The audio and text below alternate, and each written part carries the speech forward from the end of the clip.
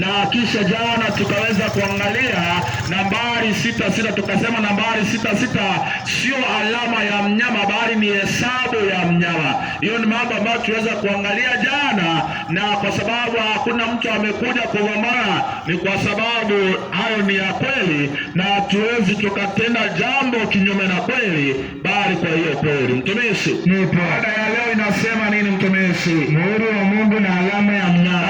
Mada ya leo ni muhuri wa Mungu na alama ya mnyama.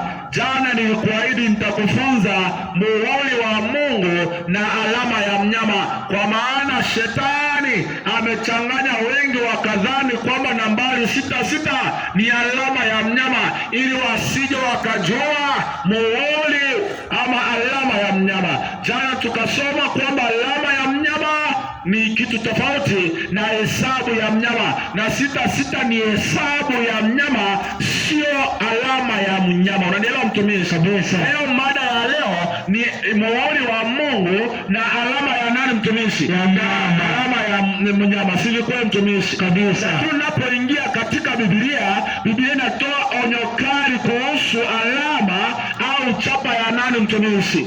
Chapa ya mnyama. Sivyo kweli?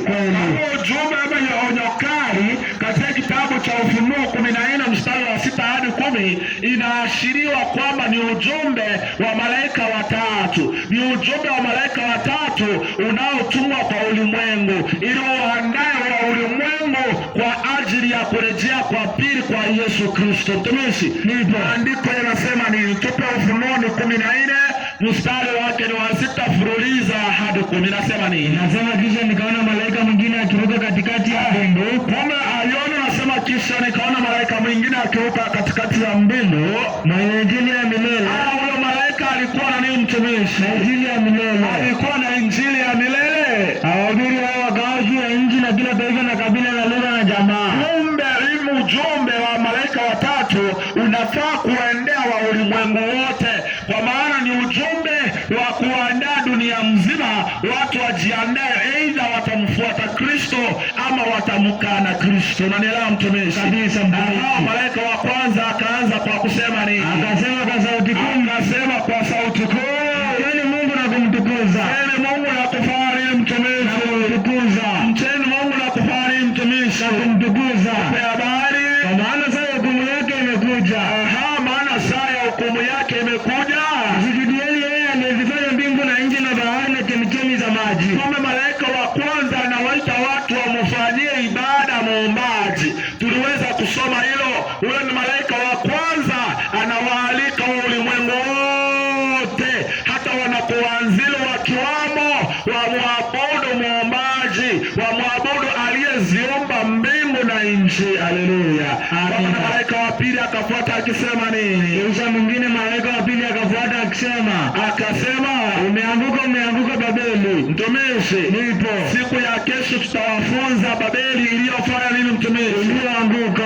Aidha siku ya kesho ama Ijumaa tutaweza kuangazia Babeli iliyoanguka, na maandiko yanasema kwamba imeanguka Babeli. Biblia inarudia kwa sababu anguko lake limekwisha kukamilishwa, haiwezi kainuka tena hata tukifanya jambo lolote. Unanielewa mtumishi? Kabisa. Hiyo itakuwa mada aidha ya kesho ama siku gani mtumishi? Ya Ijumaa. Siku ya Ijumaa. Malaika wa pili anaita watu waangalie Babeli iliyoanguka, mji ule ulio mkubwa uliofanya nini mtumishi? Maana ndio ulionyesha mataifa yote mvinyo wa ghadhabu ya usherati wake. Huo mji ama ulio Babeli imenywesha watu mvinyo wa uasherati. Tutaiangalia Babeli iliyoanguka tujue ni aina gani. Malaika watatu mtumishi anasema nini? Na mwingine malaika watatu akafuata akisema kwa sauti kuu. Malaika watatu anafuata akisema kwa sauti kuu, mtu yeyote akimsujudia huyo mnyama na sanamu yake na kuipokea chapa katika kipaji cha uso wake au katika mkono wake. Achia kwanza nieleze mtumishi jambo. Hao malaika wote wanapasa sauti kuu. Si ni kweli mtumishi? Na sababu ya kupiga sauti kuu ni kwa sababu ili wa ulimwengu wote wapate kusikia ujumbe huu. Unanielewa mtumishi? Kabisa mtumishi. Kwamba mtu asije akasema sauti ilikuwa ndogo ndio maana sikusikia. Na sisi tumeweka vipaza sauti ili kwamba upate kusikia ujumbe wa malaika watatu. Na huyu malaika anakuja akiwaonya watu wasimwabudu mnyama, watu wasipokee nini mtumishi? Chapa katika vipaji vyao au katika mikono yao, kwa maana wakimwabudu huyu mnyama Mungu amesema atawafanyia nini? Tupe habari. Anasema yeye naye atakunywa katika mvinyo wa ghadhabu ya Mungu iliyotengenezwa pasipo kuchanganya na maji. Huyo atakayemwabudu huyo mnyama atakunywa ghadhabu ya Mwenyezi Mungu iliyotengenezwa pasipo kufanya nini mtumishi? Kuchanganya na maji. Tupe habari. Katika kikombe cha hasira yake naye atatezwa kwa moto na kiberiti mbele ya malaika watakatifu na mbele za mwana-kondoo. Yaani mtumishi, Biblia inasema hivi mtumishi, Mungu anasema ukimwabudu huyo mnyama mtumishi, ndio onyo kali. Hakuna maneno makali Biblia imewahi kuyasema kama hayo. Unanielewa mtumishi? Kabisa. Kama Mungu anasema ukimwabudu huyo mnyama, anasema hakika atakuteketeza jehanamu. Unanielewa mtumishi? Kabisa. Na kabla hajakuteketeza jehanamu, atakupa mapigo ngapi mtumishi? Mapigo 7 yaliyozungumzwa katika kitabu cha Ufunuo 15. Ingekuwa ni Waarabu wangesema mtumishi, jao wangesema nini? Vinali jehanamu hali vinafia abadan. Unanielewa mtumishi? Kwamba hakika ukimwabudu huyo mnyama, ukipokea sanamu yake, vinali jehanamu hali vinafia abadan. Inna lillahi inna ilaihi rajiun. Utajifunza mtumishi hiyo vizuri. Haleluya, amina. Yaani Mungu anasema ukimfanyia huyo mnyama ibada, wewe jehanamu straight. Sio kwamba Mungu anapenda kuwachoma watu jehanamu, ni kwa sababu amekupa ujumbe, ni kwa sababu ameleta ujumbe hapa, lakini wanadamu wakatembea tu. Najua mtumishi tena kueleza jambo. Najua watu wengi ukiwasikia katika ulimwengu wa sasa wanasema, wanajidai, wanasema mimi ningekuwa wakati wa Nuhu, yaani kuambiwa tu niingie kwa safina, hiyo ni kitu ingenishinda. Leo hii angalia, leo hii fanya nini? Niangalia. Ingekuwa ni mimi ni kama Nuhu na itana kuja kwa mkutano, angalia ni wangapi wangefika hapa. Umeona sababu wenye watu zaidi ya bilioni 2. Na nina mtumishi kabisa, waliokolewa ni watu 8. Na sio ajabu kwamba hata katika mji huu hao watu wote utaona kwamba hakuna mtu aliye na haja na ujumbe huu. Ni kana kwamba hii ni ujinga, ni kana kwamba hii ni kupoteza muda, ni kana kwamba haina faida. Ni sawa tu. Haleluya, amina. Sio kwamba nawaambia hivyo mkuje, unaweza mkakaa mahali mlipo, kwa sababu siku ya hukumu mtaeleza habari zenu. Anaelewa mtumishi? Kabisa. Hiyo habari hii na ujumbe huu, kitabu nipe Mathayo 24:14, haihubiriwi ili kwamba watu waokoke, inahubiriwa ili uwe ushuhuda. Mwenye kuokoka anaongoka kwa faida ya nafsi yake mwenyewe, na mwenye kupotea anapotea kwa hasara ya nafsi yake mwenyewe. Biblia inasema nini mtumishi? Inasema tena habari njema ya ufalme itahubiriwa katika ulimwengu wote. Tena habari njema ya ufalme itahubiriwa katika ulimwengu wote, kuwa ushuhuda kwa mataifa yote. Hapo ndipo ile mwisho utakapokuja. Tunahubiri ili mwisho ufanye mtumishi uje, watu wasikie wasisikie, Kristo anarejea. Mtumishi, unanielewa? Kabisa. Malaika wa kwanza anatuita katika ibara ya nani mtumishi? Ya muumbaji. Na malaika wa pili anatuonya tusifanye nini? Tusimwabudu nani mtumishi? Mnyama. Kwa swala kubwa nyakati za mwisho litakuwa ni swala la ibada. Unanielewa mtumishi? Kabisa. Na njia ya kuonyesha ibada ni katika utiifu. Najua uwezi ukasema unamwabudu Mungu kama umtii. Unanielewa mtumishi? Kabisa. Njia ya kuonyesha ibada ni katika utiifu. Ndio maana kitabu ni Yohana ama ufunuo wa Yesu, sio ufunuo wa Yohana mtumishi. Ufunuo wa Yesu, ufunuo ni ngapi? 14:12. Yesu anasema hivi mtumishi, hapo ndipo penye subira ya watakatifu. Hapa ndio penye subira ya watakatifu. Wanaozishika amri za Mungu na imani ya Yesu. Mtumishi, wanaozishika amri za Mungu na nini mtumishi? mtumishi, na imani ya Yesu, kwamba wanaomwabudu Mwenyezi Mungu kwa kweli ni wanaomtii katika kushika amri gani? Amri za Mungu. Ni hao mtumishi. Lakini wengi katika ulimwengu wanajidai kwamba wanafanya ibada, lakini wamekataa amri za Mungu. Sikia ibada vile ambavyo Mungu anaisema. Kitabu ni Marko ngapi mtumishi? Nipe 7 mstari wa 7. Biblia inasema nao niabudu bure. Biblia inasema nao hao wanadamu wanaojidai kwamba wanafanya ibada kama ushiki amri zote 10 za Mungu. Biblia inasema nao wananifanya mtumishi, wananiabudu bure, wakifundisha mafundisho ya wanadamu, wakifundisha mafundisho yaliyo ya nani mtumishi? Yaliyo maagizo ya wanadamu, yaliyo maagizo ya wanadamu. Tupe habari. Ninyi mwaiacha amri ya Mungu. Na Biblia inasema ninyi mwaiacha amri ya nani? Ya Mungu. Ninyi mwaiacha amri ya nani? Ya Mungu. Tupe habari. Na kuyashika mapokeo ya wanadamu. Wamekataa amri za Mungu, wamekataa mafunzo ya Mungu ili wapate kushika maagizo ya wanadamu. Na nielewa mtumishi, kabisa mtumishi. Wengi utawaona mtumishi wakienda ibadani siku ambayo Mungu hakuwaambia wafaa waende ibadani. Utawaona kweli, na watajaribu hata kutafuta visababu vya kutetea imani yao, visababu ambavyo havina uzito. Na nielewa mtumishi, ibada ambazo Mungu alizikataa. Na nielewa mtumishi, njia ya kuonyesha unataka kumfuata Mungu na kumtii kabisa na kumwabudu katika kweli ni kwa sababu gani mtumishi? Ni wakati unafuata kila ambacho amekufunulia. Unanielewa mtumishi? Kabisa mtumishi. Wote wanaoshika amri zote za Mungu na imani ya Yesu hawatamwabudu mnyama wala kupokea alama wakati wa mwisho. Tumishi, nipo. Najua nini kitakuwa katika ulimwengu huu. Tumishi, katika Biblia Ufunuo inatuambia nyakati za mwisho kutakuwa na vikundi viwili. Naona hapa umbo imekuja kushuhudia kwamba maneno ni ukweli, lakini watu wanakataa kufanya nini mtumishi? Kuja kushuhudia. Watu wanakataa kuja kusikiliza, lakini umbo imefanya nini? Inaja inasikiliza. Najua Yesu alisema hata watu wasiposikiliza mawe yatafanya nini mtumishi? Yatapiga kelele, si ni kweli?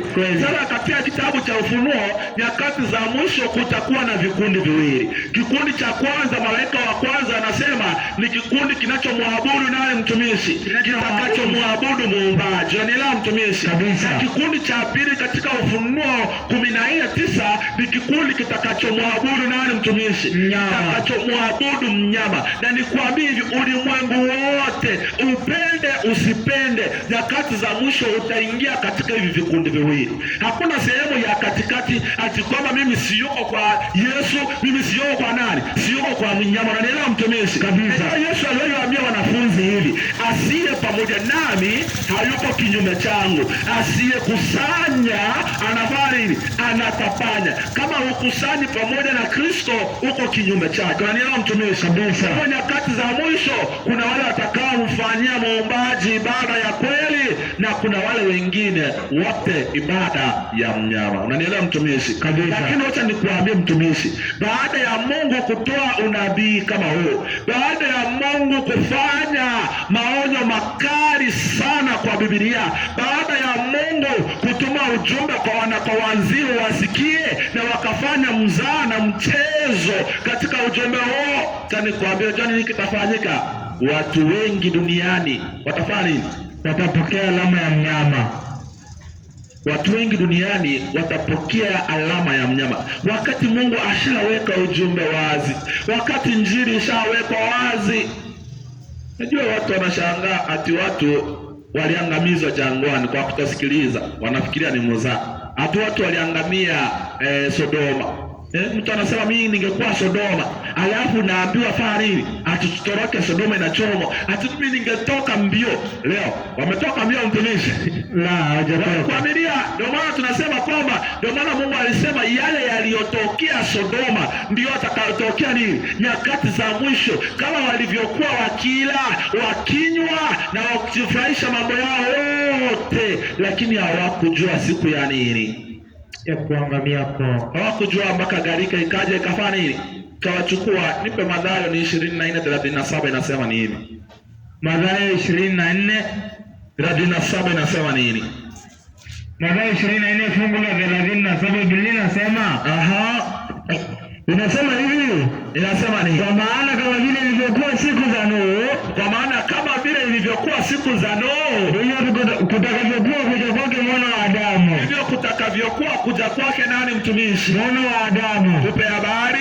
Kwa kuwa kama vile siku zile zilivyokuwa kabla ya gharika, kama vile siku zile zilivyokuwa kabla ya gharika, watu walivyokuwa wakila na kunywa, watu wakawa wakila wakifanya nini mtumishi? Na kunywa. Tupe habari. Wakiona kuolewa, wengine wakawa wako katika shughuli za kuoa na kuolewa. Hata siku ile aliyoingia Nuhu katika safina, nini kafanyika? Wasitambue, hata wakutambua. Acha mtumishi nikwambie, Nuhu alikuwa anaweka mikutano kama hii. Anapohubiri anafanya nini? Anajenga. Anahubiri, anajenga, na watu wakawa tu wanafanya mambo yao ya kawaida.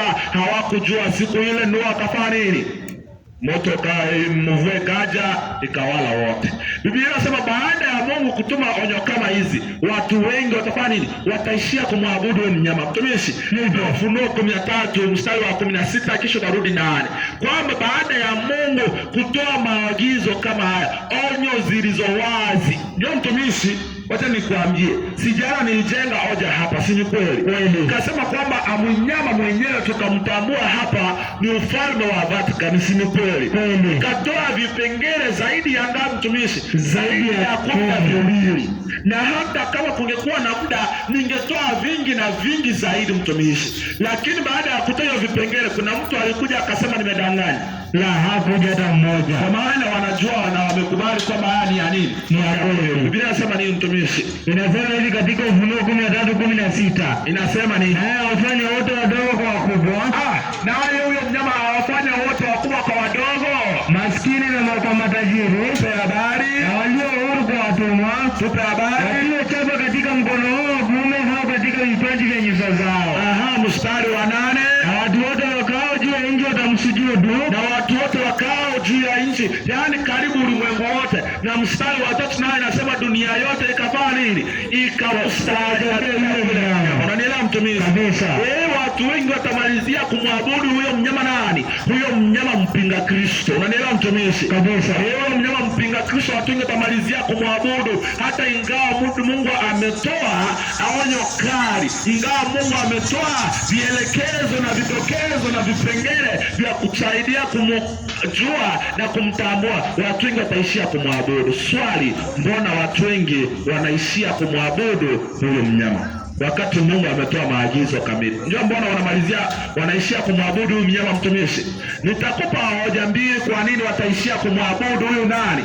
Huyu mnyama mtumishi. Hoja ya kwanza, kimbia kitabu ni Ufunuo 13, unipe 16 na 17, tuangalie kwa nini baada ya Mungu kutoa maonyo kama haya watu wengi watamalizia kumwabudu huyu mnyama mpinga Kristo, ama kufanya ibada ya kishetani, ibada ya kipepo. Inasema nini? Inasema hivi, naye awafanya wote wadogo kwa wakubwa. Naye awafanya wote wadogo kwa nani? Kwa wakubwa. Matajiri kwa maskini. Matajiri kwa maskini. Walio huru kwa watumwa. Waliochapa katika mkono wao wa kuume au katika vipaji vya nyuso zao. Tupe habari. Kama mtu yote asiweze kununua wala kuuza, isipokuwa hana chapa ile. Tupe habari. Yaani jina la mnyama yule au hesabu ya jina lake. Tumishi, nipo kwamba watu wengi watamalizia kufanya ibada kwa huyu mnyama kwa sababu mbili. Sababu ya kwanza, kwa sababu watu wengi watamalizia kufanya mtumishi, madanganyo. Unanielewa mtumishi? Kabisa. Wakati shetani ataona kwamba madanganyo hayatafanya kazi vizuri, najua mwenye kuwadanganya ni shetani. Biblia inasema hivi, kitabu ni Yohana 8:44. Biblia inasema nini? Shetani ndiye atakayeingia katika ibada hizi na kuleta udanganyifu. Maandiko yanasema nini? 8:44 inasema Yesu akawaambia, kama Mungu angekuwa baba yenu. Atirudia tena, kama Mungu angekuwa baba yenu. 44 mtumishi. 44 inasema nini? Ninyi ni wa baba yenu. Ninyi ni nani? Ninyi ni wa baba yenu. Ninyi ni wa nani? Ni wa baba yenu. Kwa habari Ibilisi. Na tamaa za baba yenu ndizo mpendazo kuzitenda. Kwa habari yeye alikuwa muuaji tangu mwanzo. Wala hakusimama katika kweli. katika nini mtumishi? Katika kweli. Habari. Kwa hamna hiyo kweli ndani yake. Asemapo uongo, kumbe mwenye kusema uongo ni nani? Ni Ibilisi. Na Ibilisi atatumia huyo mnyama mpinga Kristo kudanganya ulimwengu wote. Si ni kweli mtumishi? Kabisa mtumishi. Ataachia mtumishi kwamba watu wengi watadanganywa, na wale wenye watadanganyika, kwa sababu nimekwisha kuwafunza, sikia kitu ambacho watafanywa cha pili, watalazimishwa kufanya ibada kwa huyo mnyama. Unanielewa mtumishi? Kabisa. Unajua wanalazimishwa kwa njia gani? Kwa njia ya kitu tunaita economic boycott. Unaelewa mtumishi? Kabisa. Kwamba wataambiwa kwamba hakuna kuuza wala kufanya hili wala kununua pasipo na chapa na alama ya nani? Ya mnyama. Mtumishi, siku hizi katika nchi nyingi za Afrika, najua Marekani wanaweza kuja na ajenda zao. Kwa mfano, walikuja na ajenda fulani, wakasema turuhusu ndoa ya jinsia moja, kwamba Jeni anaweza akamwoa nani? Janet. Si ni kweli? James anaweza akamwoa nani? John. Rais wa Kenya wakati huo akasema hizo vitu hazijawahi fanyika. Wakawaambia basi kama havijawahi fanyika hivyo na hamtaki kufanya hivyo, basi hatuwaruhusu nyinyi kufanya biashara ulimwenguni kote. Nafikiri walifanya nini? Na kama hawakutangaza, ilianza kuruhusiwa polepole. Naelewa mtumishi? Kabisa. Hizo nyakati za mwisho utaambiwa kama hujamwabudu huyo mnyama, hautaruhusiwa kufanya hili, hautaruhusiwa kununua wala kuuza. Unanielewa mtumishi? Kabisa. Kwa njia ya kitu tunaita economic boycott. Unanielewa mtumishi? Kabisa. Wakati shetani ataona kwamba ile halitoshi, ataleta nini mtumishi? Atatoa amri. Huyo mnyama akiona kwamba ile halitoshi, atatoa amri. Atatoa amri gani mtumishi? Ya kwamba watu wapate kuuawa wanaofanya nini mtumishi? Wanaokataa ibada ya uongo wa uwawe. Unanielewa mtumishi? Kabisa. Lakini wacha nikueleze jambo. Acha nikueleze nini? Jambo. Kuna pressure kutoka side mbili. Kuna pressure kutoka wapi? Side mbili. Kuna maagizo kutoka side mbili. Mungu anasema hivi mtumishi, anasema kwamba usipomwabudu yeye, usipofanya nini? Usipomwabudu yeye, usipomfanyia ibada nani? Yeye muumbaji, atakufanyia nini jehanamu? Atakutoa. Si ni kweli? Kabisa. Utakunywa kwa mvinyo ya ghadhabu yake. Siende ameandika mtumishi. Kabisa. Kwa watu wengine wanasema ndio Mungu ni upendo, sasa hawezi angamiza watu. Mungu anawaangamiza kwa sababu ya upendo wake. Unanielewa mtumishi? Najua mtu amekataa kusikia sauti ya Mungu, hakuna jambo ambalo Mungu anaweza kumfanyia. Anasema ningependa sana kuokolewa, lakini ungetaka kufanya nini? Haungetaka kuokolewa. Unanielewa mtumishi? Hakuna mtu jehanamu atasema nilienda kwa Kristo akanikataa. Unanielewa mtumishi? Kabisa. Wakasema wote kweli alijaribu kuniokoa nikafanya nini? Nikakataa. Kwa hiyo Biblia inatuambia kwamba kama hautamwabudu muumbaji, amesema vinali jehanamu hadi mnafia. Unaelewa? Utaingia jehanamu, utakunywa mvinyo ya ghadhabu yake isiyochanganywa na maji, kwamba atakupa mapigo 7. Unanielewa mtumishi? Yaliyonenwa katika Ufunuo 15. Na huyu mnyama na yeye anasema usipomfanyia ibada utafanya nini? Utauawa. Yaani kwa njia nyingine, kila mahali kuna uangamivu. Unanielewa mtumishi? Kabisa. Usipomwabudu Mungu atakuangamiza. Unanielewa? Usipomwabudu mnyama atakuangamiza. Acha nikupe, ni maangamizi gani ungependa wewe kuchagua? Mtumishi, ungechagua gani?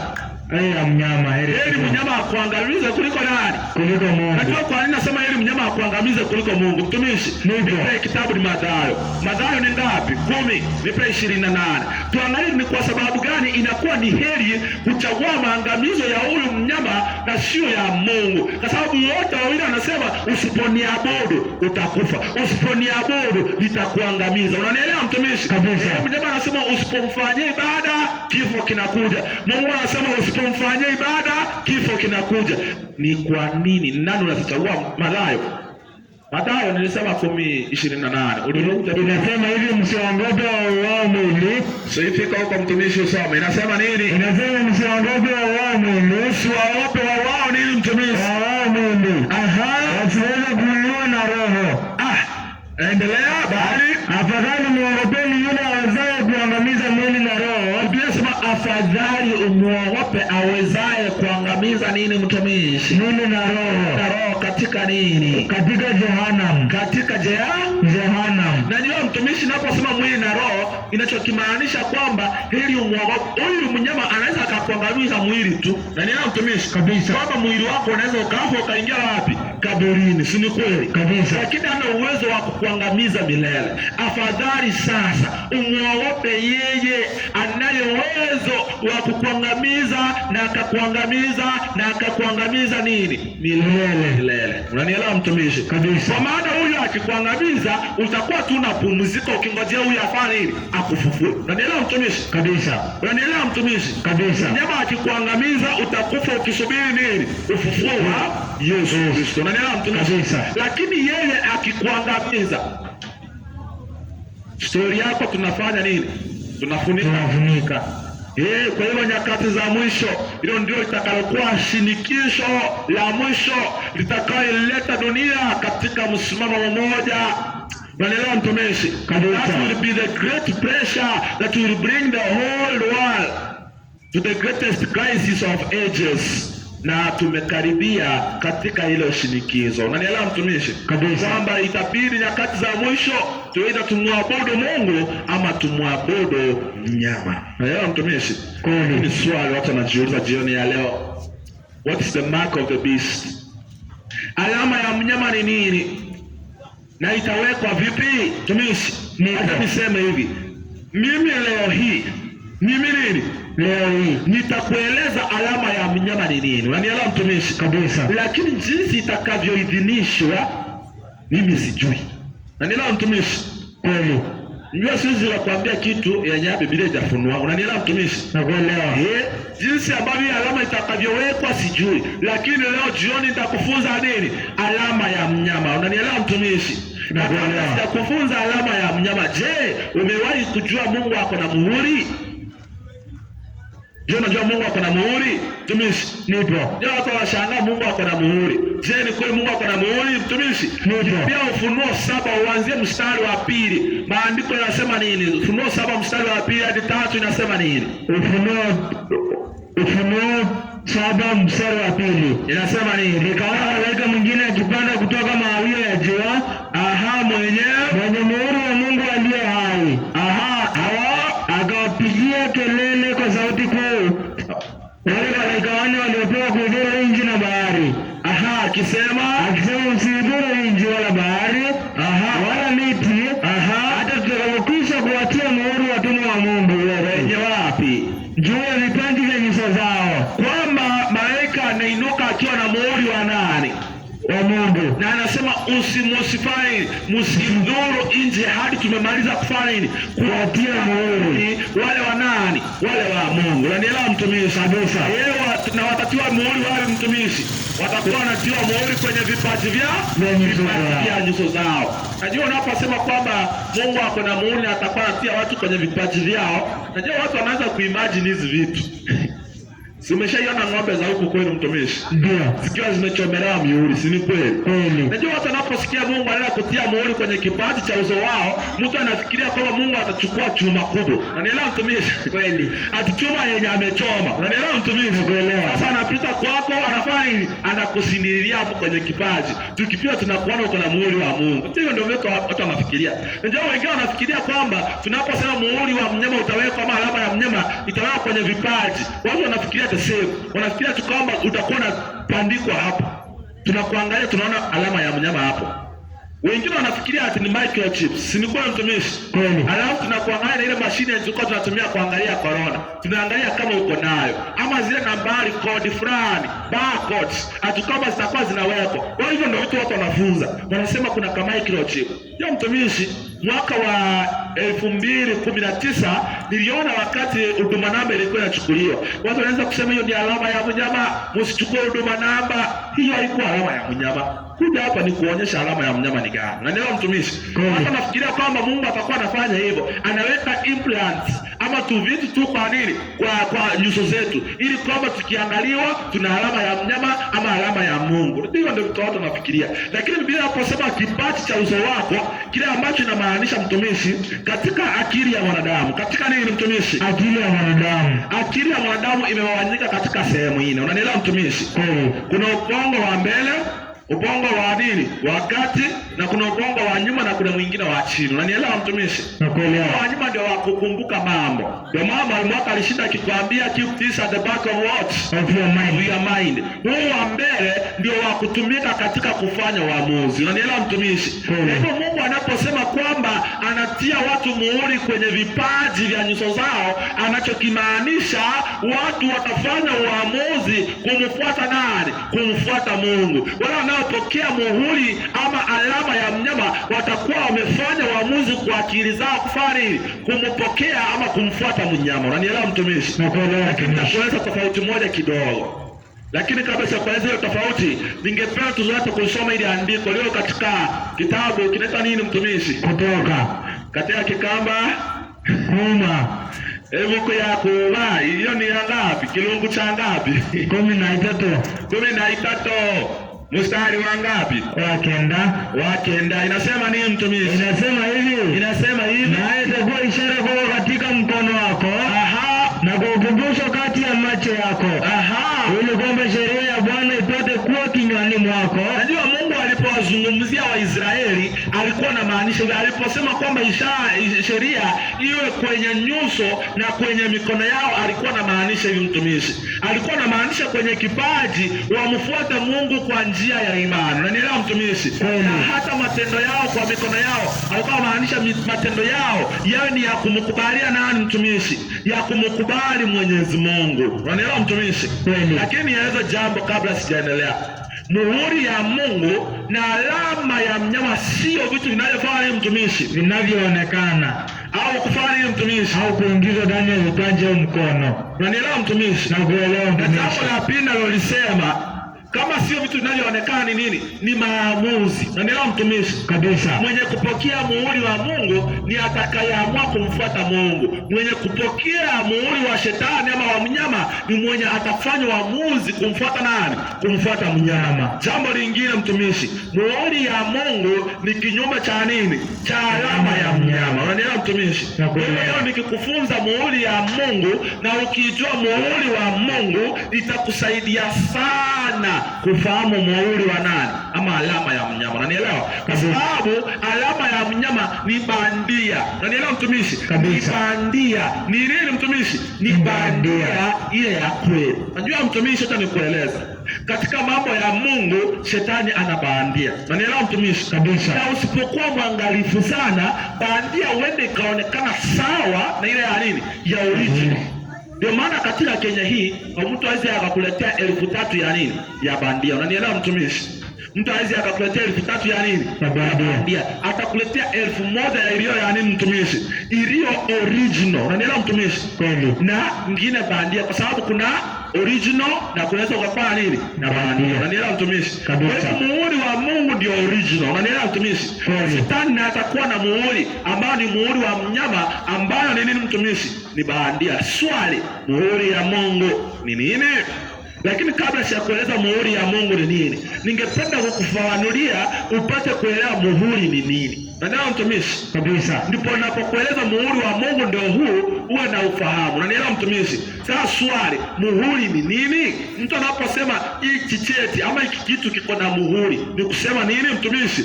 Najua muhuri ni kitu ambacho kinahalalisha cheti. Unanielewa mtumishi? Naelewa. Kwa mfano, mimi nilimaliza high school. Nilimaliza wapi? High school. Nilimaliza primary, nilimaliza high school, na bado nikamaliza degree yangu. Unanielewa mtumishi? Nakuelewa. Unajua watu wasije wakafikiria ati mtu anafunza hapa kwenda shule. Nilisoma. Unanielewa mtumishi? Nakuelewa. Na hivi karibuni naingia kwenye masters yangu. Unajua watu wanafikiria ati wenye kuhubiri ni wajinga tu. Hapana. Mtumishi, nipo. Nilipokuwa naenda kutafuta kazi waliniambia hivi, tunataka kuona kama hiyo degree yako ina nini, ina muhuri. Unanielewa mtumishi? Kabisa. It has an original seal. Unanielewa mtumishi? Nakuelewa. Mtu mmoja akaniambia hiyo degree yangu ikipotea, hata nikiwa na copy yenye inafanana kabisa kabisa, haitakubalika kwa sababu haina nini, haina seal. Itabidi nirudi kwenye ile shule nilisoma, waniundie nyingine mpya, na nitagharamikia. Kwa sababu gani? Kwa sababu ya hiyo ama huo muhuri. Unanielewa mtumishi? Kwa hiyo unaposema muhuri ni kitu ambacho kinahalalisha nini? Kinahalalisha cheti. Unanielewa mtumishi? Sheria yoyote inayowekwa ulimwenguni kokote lazima iwe na nini? Lazima iwe na muhuri. Unanielewa mtumishi? Kwa mfano sasa hivi wanafunzi wanaenda kuingia kwa shule tofauti tofauti, si ni kweli? Mtu akikupea barua lazima hiyo barua iwe na nini mtumishi? Iwe na muhuri. Hiyo iwe halali. Unanielewa mtumishi? Kama haina muhuri sio halali. Si ni kweli? Watu wangapi wameenda kwa ofisi wakaambiwa endea muhuri? Si ni kweli mtumishi? Hata wewe ukiwa shuleni huko umewahi kutumwa endea muhuri? Kama hauna muhuri hiyo yote ni nini? Ni bure. Si kweli? Kwa hiyo muhuri ni kitu kinachohalalisha nini? Cheti. Sheria pasipo na muhuri sio nini mtumishi? Sio sheria. Unaelewa mtumishi? Lakini muhuri una vitu vitatu. Muhuri una nini mtumishi? Vitu vitatu. Una vitu vitatu. Jambo la kwanza muhuri unacho ni hiki. Una nini mtumishi? Jina. Cha pili cheo. Cha tatu eneo la utawala. Maanisha nini? Mwenye kuwa na muhuri lazima awe na jina, na awe na jambo la pili awe na nini mtumishi? Awe na cheo, na la tatu lazima awe na eneo la nini? La utawala. Kwa mfano mtumishi, si unamjua huyo ni nani? Namjua. Anaitwa nani? Kasongo. William. Si ni kweli mtumishi? Kabisa. Huyu ni rais mtukufu William. Usiseme Kasongo tutajikwa hapo. Okay, huyu ni rais mtukufu. Si ni kweli? Kabisa. Nimesema muhuri lazima uwe na vitu vingapi mtumishi? Vitatu. Vitu vitatu. Si ni kweli? Nimesema cha kwanza una nini mtumishi? Una jina. Una jina. Sasa tuulize, huyu tunajua ana mamlaka ya kuwa na muhuri. Si ni kweli? Na wakati sheria yoyote imepitishwa bunge haiwezi kuwa na nguvu kama hajatia muhuri wako. Na leo mtumishi, wanapitisha, wanamfanya, wanamletea, anapitisha. Ndio maana marais wengi wanang'ang'anya kwamba kwa bunge watu wengi wawe huko. Na leo mtumishi, naelewa. Sasa wao watakuwa wanafanya sheria, yeye anapitisha. Wanafanya sheria, anapitisha. Tumesema muhuri una vitu vingapi mtumishi? Vitatu. Una cha kwanza jina, cha pili cheo, cha tatu eneo la utawala. Tuulize, huyu akiwa na muhuri, la kwanza utakuwa na jina la nani? William Ruto. Si ni kweli? Cheo chake kitakuwa gani? President. Yeye ni president ama ni rais? Si ni kweli? Eneo lake la utawala litakuwa gani mtumishi? Kenya. Unaelewa mtumishi? Kabisa. Kwa hivyo akiwa na muhuri utasikia umesema the president, William Ruto, the president of Kenya. William Ruto, the president of what? Of Kenya. William Ruto, the president of what? Of Kenya. Ndipo uwe muhuri nini? Ulio kamili. The president of the Republic of Kenya. Hiyo bado ni sawa? Ni sawa. Sasa swali, ndio mtumishi, na nimesema mihuri mingi inawekwa kwenye sheria. Unanielewa mtumishi? Naelewa. Bunge wakipitisha sheria lazima ifanye nini? Iwekwe muhuri. Unanielewa mtumishi? Sasa tuulize, muhuri wa Mungu je, umewekwa kwenye nini mtumishi? Isaya ni 8:16. Isaya 8:16. Biblia inasema hivi katika Isaya 8 mstari wa 16. Ufunge huo ushuhuda, ukaitia muhuri sheria kati ya wanafunzi wangu. Kumbe sheria ya Mungu imetiwa nini mtumishi? Muhuri. Kumbe katika sheria ya Mungu kuna muhuri hapo. Kumbe huo muhuri wa Mungu tutakapokuwa tukiutafuta, hatuendi sehemu yoyote ya Biblia, tumetoka kwa sheria. Kweli mtumishi? Kwa maana sheria yoyote pasipo na muhuri haiwezi ikawa sheria gani mtumishi? Haiwezi ikawa sheria kamilifu. Unaelewa mtumishi? Kabisa. Hata akina nani akiipitisha, hata rais mwenyewe akiipitisha, akose kuwa na kuweka muhuri, haiwezi kuwa kamilifu. Unaelewa mtumishi? Naelewa mtumishi. Hata leo rais huyu wa president wetu wa Kenya akija hapa, akija wapi? Hapa. Aniandikie barua aseme Jumatatu enda mahali fulani usaidiwe hivi na hivi. Na aandike tu hivyo, anipe. Na kile itanisaidia mahali. Haijakusaidia. Lakini akiniwekea hata signature tu, alafu aniwekea muhuri, hata pasipo, hata akiandika please assist. Please do what? Assist. Hayo maneno mawili tu aweke muhuri. Please do what? Assist. Hiyo nitakuwa napita kama ni kwa polisi, nawaambia bali polisi assist, wananiambia nini yake rais, tuende tukusaidie. Na leo mtumishi, nitakuja hapa niwaweke hapa nyote mkuje kusikiza injili. Haleluya. Amina. Lakini sitafanya hivyo. Muhuri, tumesema muhuri wa Mungu una nini? Unawekwa kwenye sheria ya Mungu. Si ni kweli? Tuulize swali. Je, muhuri ya Mungu inahusiana na sheria yake? Je, muhuri wa Mungu unahusiana na sheria yake? Ni kweli. Kwa sababu tumekwisha kuona ile andiko likisema nini? Iweka muhuri kwenye sheria ya Mungu. Si ni kweli mtumishi? Je, muhuri wa Mungu unahusiana na sheria yote? Kabla sijalijibu hilo mtumishi, niulize swali lingine. Ni nini kinampa mtu mamlaka ya kuwa na nini? Ya kuwa na muhuri. Si ni kweli? Mfano, Rais Ruto, si ni kweli? Ana muhuri. Ni nini kinachompa mamlaka ya kuwa na muhuri? Kinachompa mamlaka ya kuwa muhuri ni cheo chake. Unanielewa mtumishi? Kabisa. Ni cheo gani? Cheo chake. Cheo ndicho kinachompa mtu mamlaka ya kuwa na muhuri. Unanielewa mtumishi? Naelewa mtumishi. Ninajifunza hapa, najua watu wasinione hivi mdogo. Nishaikuwa principal mahali mtumishi. Sasa nikwambie. Sasa hizi mimi sio principal. Sina muhuri. Kwa sababu sina nini? Cheo. Lakini wakati nilikuwa na cheo, nilikuwa na nini? Nilikuwa na muhuri. Na wazazi wetu angekuja shuleni, lazima angengoja nije nifanye nini? Nimpe muhuri. Hata nikiwa mbali, ingebidi afanye nini? Akaya ngoje nikuje nifanye nini? Nimutilie muhuri. Na nini kilikuwa kinanipa mamlaka ya kuwa na muhuri? Ni cheo. Unanielewa mtumishi? Hata huyu rais kinachompa mamlaka ya kuwa na muhuri ni nini? Ni cheo. Unanielewa mtumishi? Aliyeshindwa angekuwa na uwezo wa kuwa na muhuri kwa sababu hana nini mtumishi? Hana cheo. Tumesema Mungu ana muhuri, si ni kweli? Biblia imesema Mungu ana muhuri. Tuulize Mungu, ni nini kinampa mamlaka ya kufanya ya kuwa na cheo? Ni cheo gani? Yaani ni nini kinampa mamlaka ya kuwa na nini? Na muhuri. Unafikiria ni cheo gani? Ni kwa sababu muumbaji. Je, uumbaji wake unampa mamlaka ya kuwa na muhuri? Tumishi, nipo. Kitabu ni Ufunuo 4:11. Inasema nini? Ufunuo 4:11 inasema nini? Tusome. Umestahili wewe. Biblia inasema umestahili wewe Bwana wetu kufanya nini? Mungu wetu kupokea utukufu na heshima na uweza. Kwa kuwa wewe ndio uliyeviumba vitu vyote. Kumbe amestahili, anaupata mamlaka ya kuwa na muhuri kwa sababu yeye ni nani? Yeye ni muumbaji. Unanielewa mtumishi? Kabisa. Kwa maana Biblia inatuambia msujudieni yeye aliyezifanya mbingu na nini mtumishi? Mbingu na nchi. Unanielewa mtumishi? Kabisa. Tumpa Mungu mamlaka ya kuwa na muhuri ni kwa sababu yeye ni muumbaji. Cheo chake ni nini? Ni uumbaji. Huyo cheo cha uumbaji ndicho kinachompa yeye nini? Mamlaka ya kuwa na muhuri. Unanielewa mtumishi? Kabisa. Lakini mtumishi akiwa muumbaji, swali ni hili lingine. Nini kinatukumbusha kwamba yeye ni muumbaji? Najua mtumishi, hata hao wa China waliotengeneza hizi vyombo, kuna mahali wameandika made in China, si ni kweli? Swali, Mungu kweli yeye ndio muumbaji, lakini aliweka ukumbusho wapi utukumbushe yeye ndio muumbaji?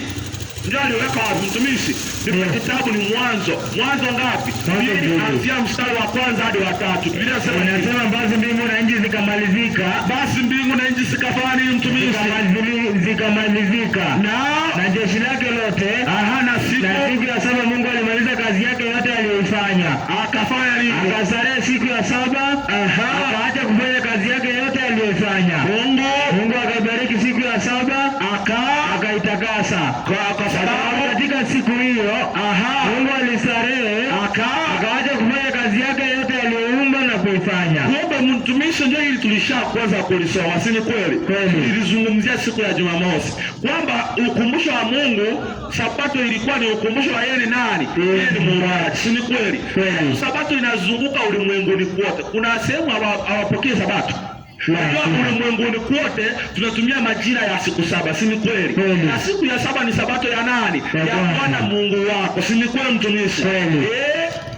Kwa hivyo Sabato ni ukumbusho wa nani? Wa uumbaji, si ni kweli? Natukumbusha kwa Mungu ndiye muumbaji na ana mamlaka ya kuwa nini? Ya kuwa na muhuri. Tulijibu lile swali. Je, muhuri ya Mungu inahusiana na sheria yake?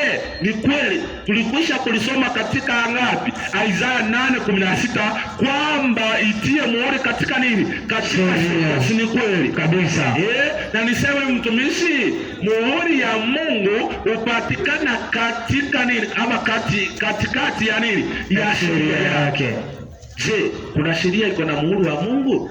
Tulisema mtumishi, muhuri unabeba vitu hivi. Unabeba cha kwanza nini? Jina lake. Jina lake, si ni kweli? Kweli. Cha pili, cheo chake. Cha tatu, eneo lake la utawala. Muulize sasa swali, je, katika hizi amri zake 10, je, kuna amri ambayo ina hivi vitu vitatu? Kama ipo, hiyo ndio kwa nini mtumishi? Hiyo ndio kwa Mungu wa Mungu. Na neno mtumishi kabisa. Kwa maana kama Mungu, kama sheria yake haina muhuri, kama haina hivi vitu vitatu, haiwezi kawa sheria ya Mungu aliyoumba mbingu. Na neno mtumishi, hata miungu mingine inaweza kafari, inaweza ikachukua hiyo sheria ikasema hiyo sheria ni yao. Na neno mtumishi kabisa, kinachofanya hiyo sheria iwe kabisa ni ya Mungu peke yake, pasipo na kupingwa na kupingika, ni nini? Ni muhuri. Je, ni sheria gani iliyo na jina lake? Ni sheria gani iliyo na cheo chake? Ni sheria gani inayoonyesha eneo la nini? Eneo la utawala wake? Hilo ndio swali. Tumishi, nafikiria ni sheria gani ina hiyo vitu vitatu? Ya 4. Ni sheria ya 4 ya Sabato, si ni kweli? Tumishi, tuangalie kama kweli ina hivyo vitu vitatu, ili mtu asije akasema nimedanganya. Mtumishi, sababu ni ngapi mtumishi? Kutoka 20 mstari wa 8. Anzia mstari wa 8 inasema nini? Ukumbuke siku ya Sabato itakase. Biblia inasema uikumbuke siku ya Sabato ufanye nini? Itakase. Siku 6 fanye kazi, utende mambo yako yote. Lakini siku ya 7 ni Sabato ya Bwana Mungu wako. Siku hiyo usifanye kazi yoyote, wewe wala mwana wako wala binti yako wala mtumwa wako wala mjakazi wako wala mnyama wako kufunga wala mgeni aliye ndani ya malango yako. Maana kwa siku 6 Bwana alifanya mbingu na nchi na bahari na vyote vilivyomo, akastarehe siku ya 7. Kwa hiyo Bwana akaibarikia siku ya Sabato akaitakasa. Si ni kweli? Hiyo ni amri ya ngapi? Ya 4. Tumesema sheria ama tunasema muhuri una vitu vingapi? Vitatu. Una vitu vitatu. Tuulize katika hiyo sheria, je, kuna jina la Mungu? Ni gani? Bwana Mungu wako. Bwana Mungu wako. Ukirudi hapo ndani usome kuna jina la Mungu, Bwana Mungu wako. Tumishi, Bwana Mungu wako ni jina la Mungu. Kwa watu wanauliza, hilo ni jina la Mungu kweli? Tumishi, nipe kitabu ni ngapi? Isaya 42. Nipe 8. Tuone kama Bwana Mungu wako ndilo jina lake. Yote wanaweza kuuliza, je, uko sure kabisa ndio jina lake? Inasema nini? Katika Isaya 42 mstari wa 8. Inasema mimi ni Bwana, hilo jina langu. Kumbe jina lake ni Bwana. Hilo ndilo jina lake. Biblia ikatuambia maana Bwana alifanya nini? Bwana Mungu wako alifanya mbingu, si ni kweli? Kwamba katika sheria tunapata jina la Mungu ambalo ni Bwana Mungu wako. Siku ya 7 ni Sabato ya Bwana nani? Mungu wako. Lakini siku ya 7 ni Sabato ya nani? Ya Bwana Mungu wako. Lakini siku ya 7 ni Sabato ya nani? Ya Bwana Mungu wako. Jina gani? Jina lake. Na mtumishi kabisa, kio chake kimetajwa hapo. Yeye ni muumbaji, si ni kweli? Yeye ndiye aliumba mbingu, the creator of heaven and the earth. Muumbaji wa mbingu na nini? Na nchi, si ni kweli? Sasa karibu 10 nasema yeye ni muumbaji wa mbingu na nini? Na nchi. Na eneo lake la utawala ni gani? Mbingu na nchi. Unaelewa mtumishi? Kabisa. Ile andiko kabisa, hiyo sheria inaonyesha kabisa muhuri wa Mungu umetiwa katika amri ya 4. Sasa unanielewa kwa nini tumekuwa tukisisitiza amri ya 4? Kabisa, naelewa. Umeelewa kwa nini tumekuwa tukisisitiza amri ya 4? Naelewa. Ndio imebeba nini? Muhuri wa Mungu. Hiyo amri ikiondolewa, hakuna sheria ina make sense hapo. Kwa maana mtumishi, kwa mfano Buddha, unajua Buddha? Najua. Ule Mungu wa Chinese, ni kweli? Anaweza akasimama leo hii akasema usiwe na Mungu mwingine ila mimi Buddha. Si ni kweli? Anaweza akasema usichonge sanamu ya chochote kama mimi Buddha. Si ni kweli? Anaweza akasema usihitaji bure jina la nani? Langu Buddha. Lakini hauwezi akatumia hii amri ya 4. Unaelewa mtumishi? Kabisa. Kinachomtenganisha Mungu na miungu mingine ni uumbaji wake. Unaelewa mtumishi? Kabisa. Na anauliza, mtananifananisha na nani? Mimi ndiye muumba wa miisho ya nini? Ya dunia. Unaelewa mtumishi? Kabisa. Uumbaji ndicho kinachomtenganisha na miungu mingine. Unaelewa mtumishi? Kabisa. Ndio maana watu wanang'ang'ana kuing'oa nini? Hiyo amri ya 4.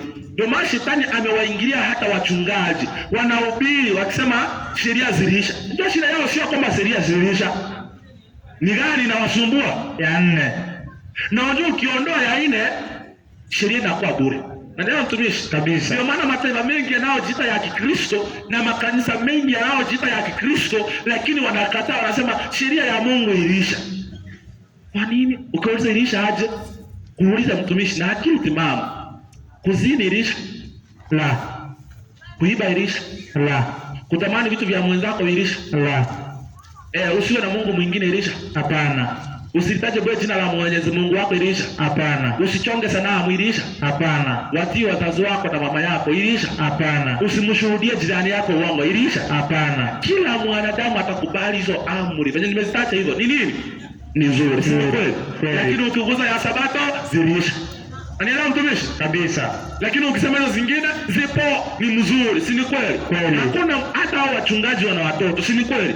Hawawezi wakataka watoto wasiowatii, si ni kweli? Lakini wanasema sheria ziliisha na wanataka watoto watii. Wakiwatii kutumia sheria gani? Naona mtumishi, uongo wa shetani. Kabisa. Anang'ang'ana kuondoa muhuri wa Mungu. Unanielewa mtumishi? Kwa maana akiondoa hii successfully, sheria yote bure inakuwa bure. Unanielewa mtumishi? Naelewa mtumishi. Kwa maana shetani anapigana hiyo amri. Lakini tumeona amri ya 4, amri ya siku ya 7 ndio muhuri wa nani mtumishi? Ndio muhuri wa Mungu na haijawahi kuondolewa. Lakini hata nikushuhudia mtumishi. Je, umewahi jua hilo jina Sabato? Shabbat kwa Kiebrania ni Shabbat. Hilo jina, the word Sabbath itself means the sign or the seal of the Father. Nafikiri ilikuwa coincidence. Hilo jina ukilifuata katika nini? Kiebrania. Hilo jina lenyewe Shabbat inamaanisha muhuri wa nani? Wa Mungu. Maneno mtumishi? Ndio. Muhuri wa Baba ama wa Mungu. Wa Mungu. Unanielewa mtumishi? Kabisa. Unafikiri ya Mungu ilikuwa kimakosa ikakuwa hivyo? Ni kwa sababu Mungu alijua kutoka mwanzo ni nini? Ni muhuri wa Mungu. Unanielewa mtumishi? Kabisa.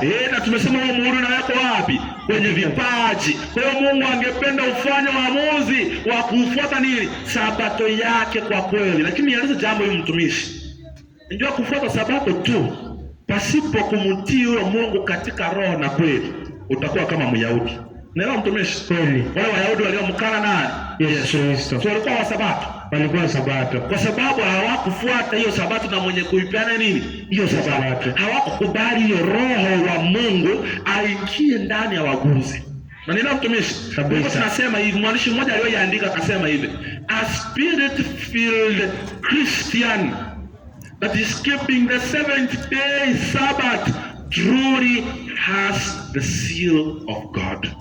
Unaelewa mtumishi? Kabisa. Msabato yoyote anayefuata kwa roho, ndio Biblia inasema mtamwabudu Bwana kwa roho na nini? Na kwa kweli. Anayemwabudu kwa roho na kwa kweli ya Sabato ana nini? Ana muhuri wa Mungu. Jiulize wewe kama ungependa kukubali kuwa na muhuri wa Mungu. Kama ungependa kukubali kuwa na muhuri wa Mungu, fanya nini?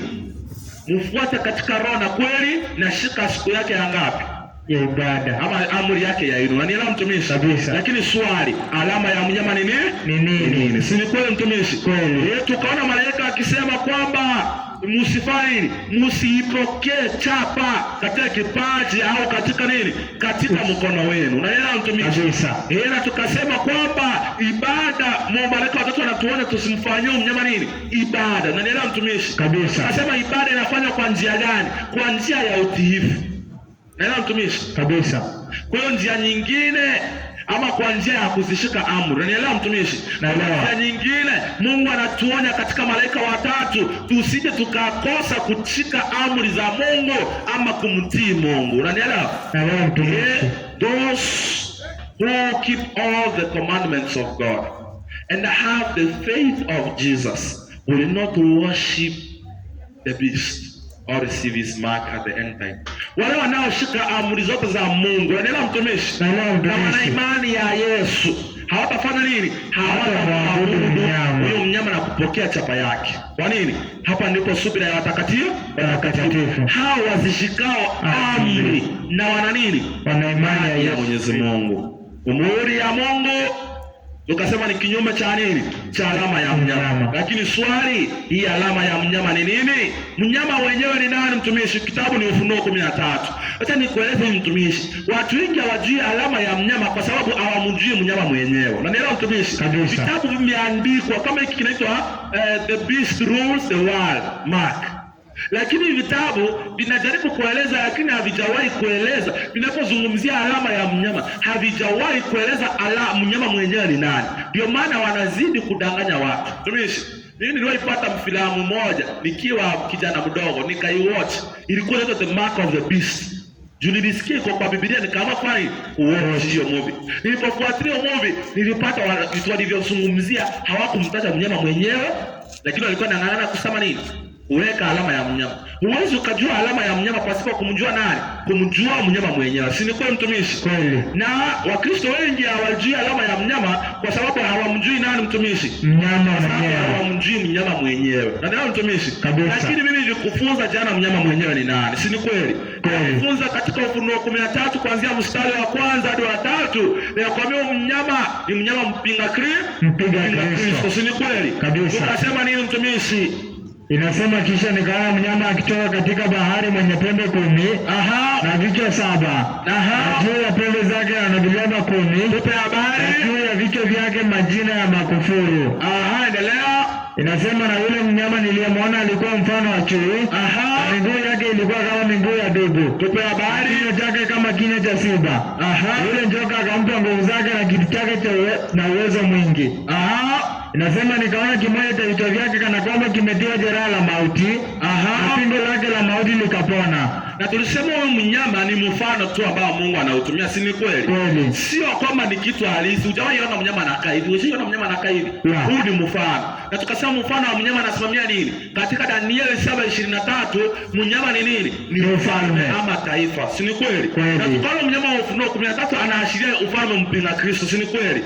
Na bado tukaangalia jana Danieli 7 pembe ndogo bado inasimamia nini? Ufalme ambao ama ni ufalme mdogo bado inasimamia nani? Mnyama mpinga Kristo. Na tukaangalia jana tukasema ni ufalme. Na ni ufalme gani? Ni ufalme wa kidini. Si ni kweli? Kabisa.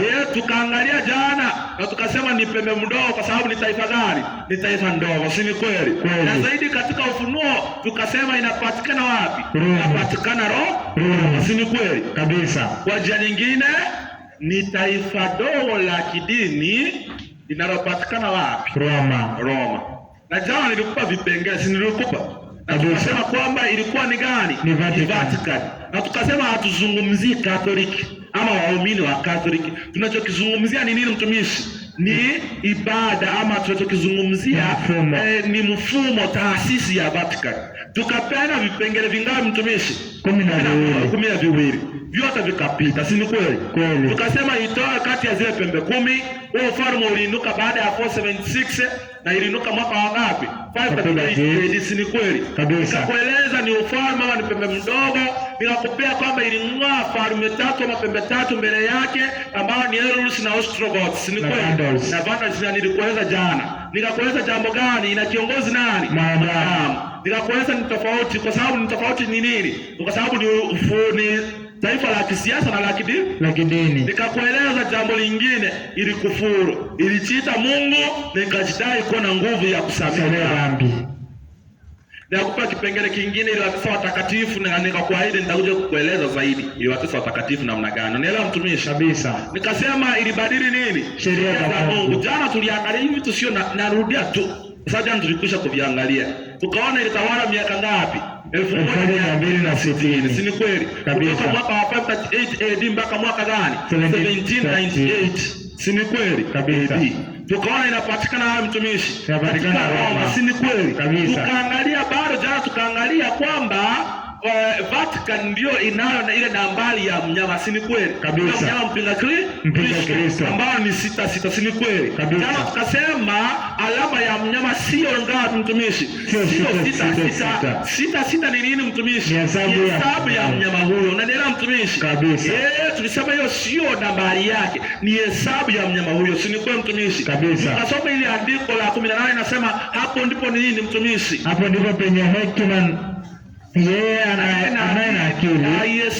Hesabu ya mnyama huyo, maana ni hesabu ya kibinadamu, na hesabu yake ni ngapi? Ni 660 na ngapi? 66. Na katika mstari wa 17 ikasema ni hesabu ya nini? Ya jina lake, si ni kweli? Tukaweka hivi vipengele vitatu jana. Tukasema ni hesabu ya jina lake, si ni kweli? Ni hesabu ya wanadamu na ni hesabu ya nini? Ya mnyama. Tulipoyaunganisha maneno tukapata nini mtumishi? Tukapata ni hesabu ya jina ya maadamu anayefaili, anayeongoza ufalme, si ni kweli?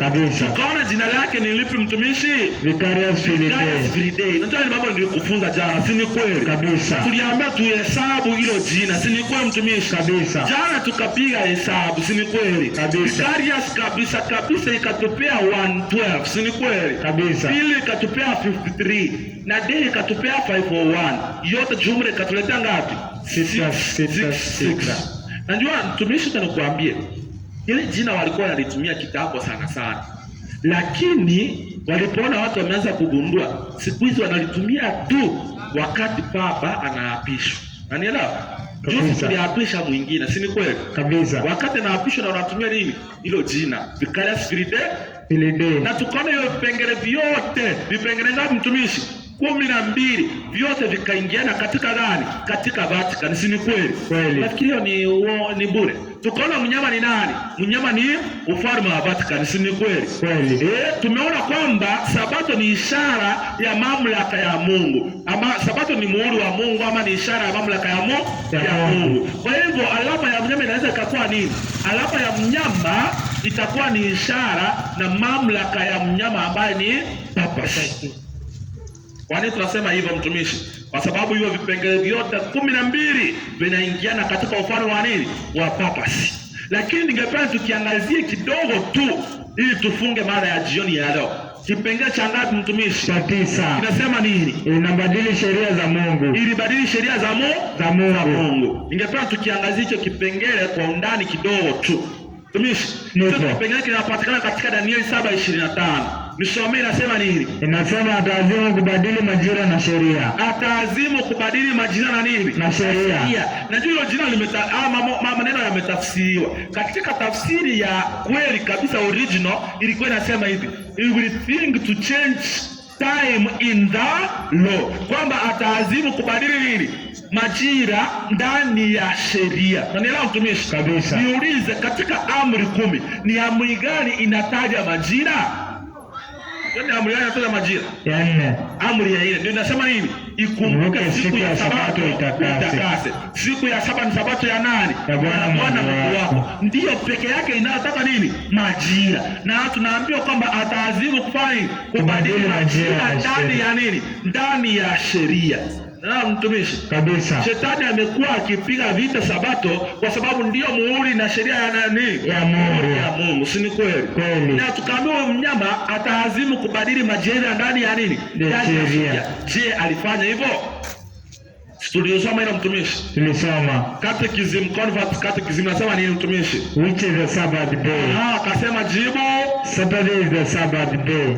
Mbona wanaabudu siku ya Jumapili? Because the Catholic Church transferred solemnity from Saturday to Sunday. Vile akasema ataazimu kufanya nini? Kubadili majira ndani ya sheria. Yeye majira ndani ya sheria alikuwa anasema ibada ifanyike Jumamosi. Yeye akaazimu kubadili majira ndani ya sheria akaiweka lini? Jumapili. Ndio maana John mmoja alisema hivi, huyu alikuwa anaitwa Always on Sunday. The Catholic Church inasema nini? The Catholic Church designated Sunday as a day for corporate worship and gets full credit or blame for the change. Nasikia mtumishi, ibada ya Jumapili inasema kanisa la Katoliki ndio liweka Jumapili kama siku ya kijumla ya ibada, na ukitaka kusifu wasifu wao, ukitaka kuwalaumu kwa hilo badiliko fani walaumu wao. Alikubadilishwa na mtu yeyote. Ndio maana maandiko akasema atafanya nini? Atabadilisha majira ndani ya sheria.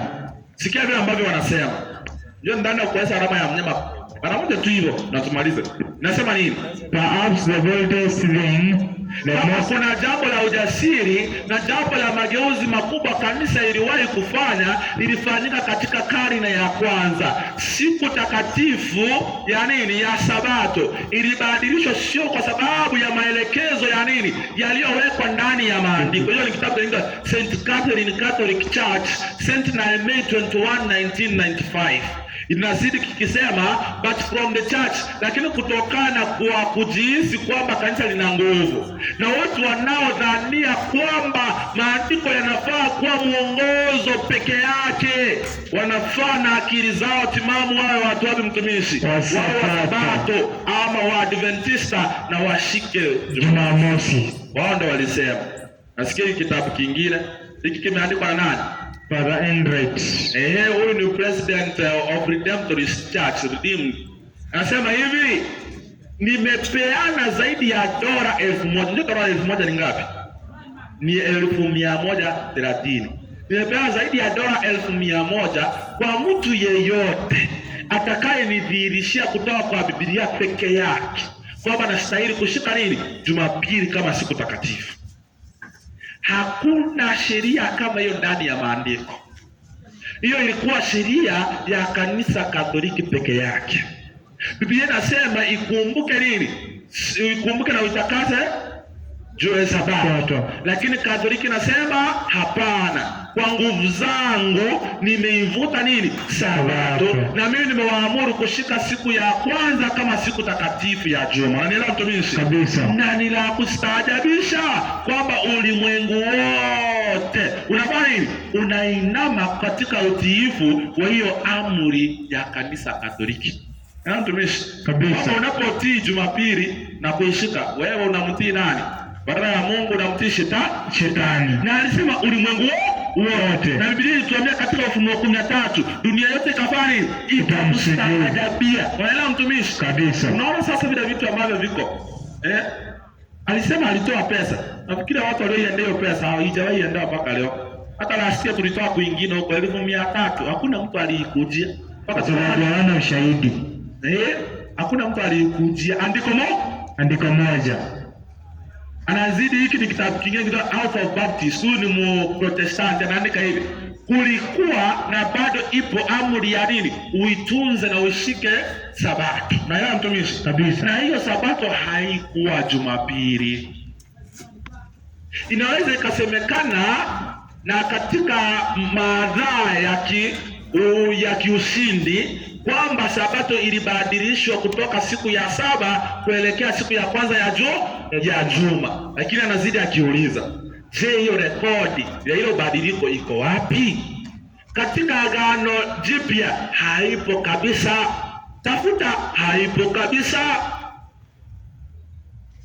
Tunajua kabisa Jumapili ilikuja katika historia ya Wakristo na ikafanywa siku takatifu kutoka kwa mababa zetu. Tunaelewa mtumishi? Tunasema katika Agano Jipya haipo.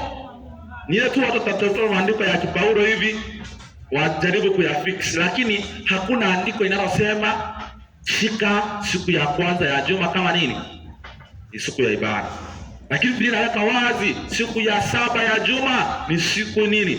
Ya Sabato ya Bwana Mungu wao. Hakuna andiko kama hilo. Na yeye mtumishi kabisa anazidi akisema ni huruma gani kwamba hiyo siku inakuja ikiwa alama ya nini? Ya upagani iliyotengenezwa ikakuwa nini? Ikakuwa Kristo, ikatokana na Mungu jua. Na yeye mtumishi kabisa ikachukuliwa kutoka kwa ibada ya Mungu jua, ikatakaswa na Papa na ikapeanwa kwa Waprotestanti. Siku hizo Waprotestanti wengi wanashika Jumapili pasipo kuelewa walitoa wapi.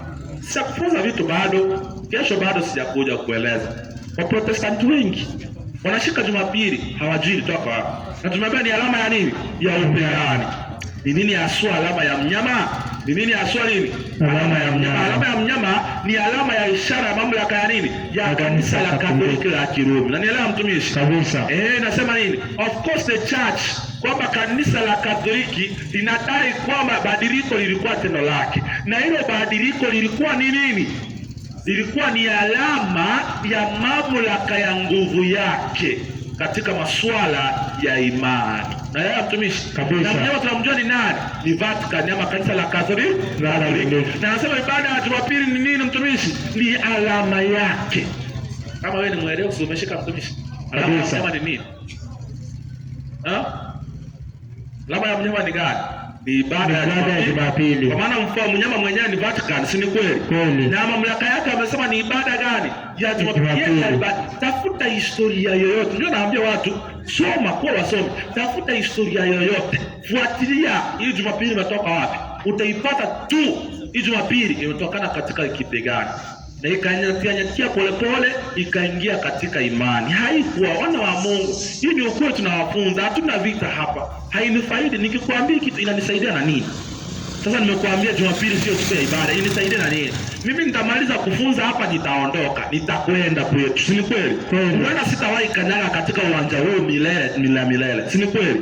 Mimi sitawahi kujua tena. Haunipi sadaka, haunisaidia. Hakuna mtu ananilipa. Na mtumishi kabisa. Hakuna mtu anafanya unakulipa. Hapa fea nilikuja na yangu. Sasa mtumishi, Papa alisema Cardinal stressed how the way in which we celebrate Sunday determines the way we live the rest of the week. Since it's the mark of what? Christian identity. Yeye ndio mwenyewe anasema kwamba ibada ya Jumapili ni alama ya nini? Ya Ukristo. Si ni kweli? Kabisa. Lakini wacha niulize swali. Ndio watu wananiuliza sasa, wale sisi wenye tunananga Jumapili, je, kuna mtu ana nini? Je, kuna mtu yote aliye na alama ya mnyama leo hii? Niseme mtumishi, in one of the statements, no one will receive the mark of the beast until religious legislation is passed enforcing Sunday observance. Kwamba hakuna mtu atapokea alama ya mnyama mpaka amri imetolewa ya kulazimisha ibada ya nini mtumishi? Ibada ya Jumapili. Je, hiyo ibada italazimishwa? Jibu ni gani? Ndio. Hivi karibuni watu watalazimishiwa ibada ya nini? Ibada ya Jumapili. Najua watu wengine wananiambia, kama basi sijapata alama ya mnyama, si nikae tu kidogo kwa ibada ya Jumapili nikingojea ile siku wataanza kufanya mtumishi, wataanza kulazimisha, ndipo nitaanza kuingia na ndio nitaanza kutii. Sasa kwa mimi mtumishi, kama uwezi ukamtii Mungu, mtumishi, kunitafutia Yeremia 12:5. Kama uwezi ukamtii Mungu wakati wa amani, nafikiri utamtii wakati wa vita. Kama uwezi ukakubali mafunzo yake wakati ambapo hakuna mtu anakulazimisha, unafikiri wakati wa kulazimishwa utatii? Mtumishi anasema nini? Katika Yeremia 12:5 inasema nini? Ukiwa umepiga mbio pamoja na hao waendao kwa miguu, kama wakati huu unapiga mbio na sisi wenye tunaenda kwa miguu, na wamekuchosha, na sisi tumekuchosha na mafunzo haya, basi wawezaje kushindana na farasi? Utashindana na hao wenye nguvu, wenye farasi. Na ujapokuwa katika nchi ya amani usalama, kama saa hii umeshindwa kuwa salama na kufanya uchaguzi katika nchi ya amani. Inasema lakini utafanyaje hapo? Nafikiria wakati ghadhabu ya mpinga Kristo utaanza, nafikiri utashinda. Kama umeshindwa kufanya uamuzi saa hii, huo wakati utaanza kushindwa. Najua mtumishi, ujumbe huu unafaa kuutii mara ya kwanza unapopokea. Biblia inasema hivi mtumishi, mtakapoisikia sauti ya nani? Ya Mungu, ijapokuwa ni leo. Usifanye nini mtumishi? Usifanye mgumu wako kuwa nini? Mungu. Naelewa mtumishi kabisa. Biblia inasema leo ndio siku ya nini? Ya wokovu. Sasa hivi usifanye moyo wako kuwa mgumu. Je, hiyo alama itapitishwa? Ni kweli. Huyu ni kitabu kita Apostolic Letters Dies Domini. Hii ni leta ambayo iliandikwa na Pope Benedict. Alisema nini? Therefore also in particular circumstances of our own time, Christians will naturally strive to ensure civic registration respects their duty to keep Sunday holy.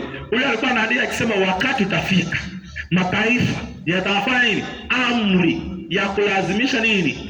Ibada ya Jumapili. Baada ya Jumapili. Unaelewa mtumishi? Kabisa. Na hata mataifa mengine walijaribu kidogo, walijaribu mitambo. Unajua kujaribu mitambo kidogo. Kwa mfano, katika taifa la Croatia, kuna wakati walisema Jumapili ni siku ya ibada. Watu wote wasienda kwa biashara, wakafunga. Hiyo ni taifa la gani? La Croatia. Germany kuna wakati walitoa amri kwamba Jumapili ni siku ya nini? Ya ibada. Watu wasiende kufanya nini? Wasiende katika shughuli zao. Ikapitishwa. Hiyo ni kujaribu tu mitambo. Unaelewa mtumishi? Kweli. Hiyo ilikuwa tu online. Walikuwa jaribu mitambo. Usikia vile inakuwa. Hii ni taifa lingine linaitwa Sunday Closure in Hungary. Hii 2014 Hungary government ilipitisha sheria ya kufunga kila kitu Jumapili na kusema watu wapatikane kanisani. Mtumishi, hiyo ni kujaribu nini? Mitambo tu. Baada ya kujaribu mitambo, ni fine. Jua wakati hujaanza kuhubiri lazima ufanye mic testing, si ni kweli? Kweli. Walikuwa wanafanya mic testing katika hizo nchi. Hii ni gazeti lingine la Kiamerikani. Huyu mwandishi anaitwa Judith Shulvesti anaandika akisema, in her upcoming book The Sabbath World, in a world of 24/7 commerce, she is pushing for a return to the laws that will shut down businesses on one day a week. Anasema katika ulimwengu wenye biashara inafanyika siku 7 kwa juma, ulimwengu unalazimisha kwamba tuwe na siku moja ya kufunga nini? Biashara. Na hiyo siku moja ya kufunga biashara wakasema ni gani? Ni Jumapili. Na akaandika akisema hata ikiwezekana wasioshika hiyo Jumapili wafanye nini?